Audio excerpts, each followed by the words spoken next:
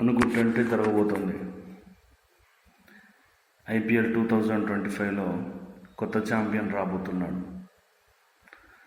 వర్షం వల్ల లేడైన నిన్నటి మ్యాచ్లో ముంబై ఇండియన్స్ని పంజాబ్ దంచిపడేసింది. వాస్తవానికి ముంబైకి ఫైనల్కు పోయేటువంటి సత్తా ఉందా లేదా అనే విషయాన్ని పక్కన పెడితే, ఎందుకంటే ముంబై చాలాసార్లు ఇదివరకు ఫైనల్కి వెళ్ళింది. చాలా క్లిష్ట పరిస్థితుల్లో ప్లే ఆఫ్కి వచ్చి ప్లే ఆఫ్ నుంచి ఫైనల్కి వెళ్ళిన సందర్భాలు మనం చూసినాం.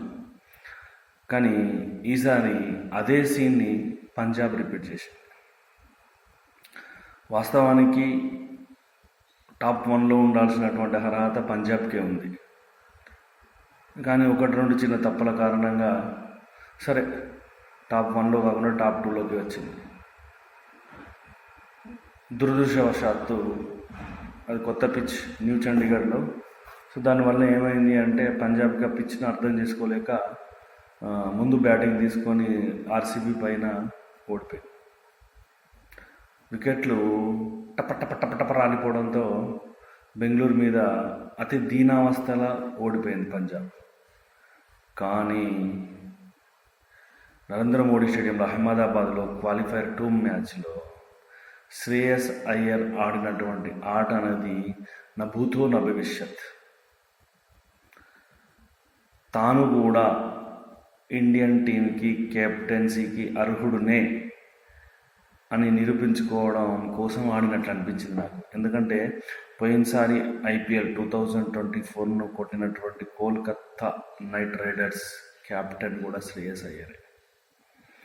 ఈ సంవత్సరం పంజాబ్ను ఫైనల్ తీసుకెళ్ళినటువంటి కెప్టెన్ కూడా శ్రేయస్ అయ్యరే.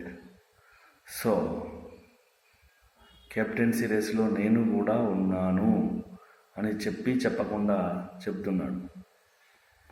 ఏదైతేనే రేపు అనగా జూన్ 3 రోజు జరిగేటువంటి ఫైనల్ మ్యాచ్లో కొత్త ఛాంపియన్ రాబోతుంది. అది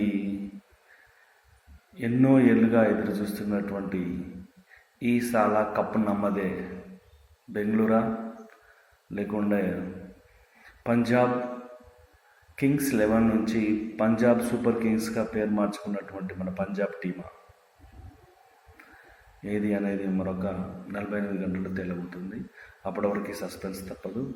నేను చెప్పినట్టే నా కోరిక మేరకు కొత్త ఛాంపియన్ రావడం నాకు కూడా చాలా సంతోషంగా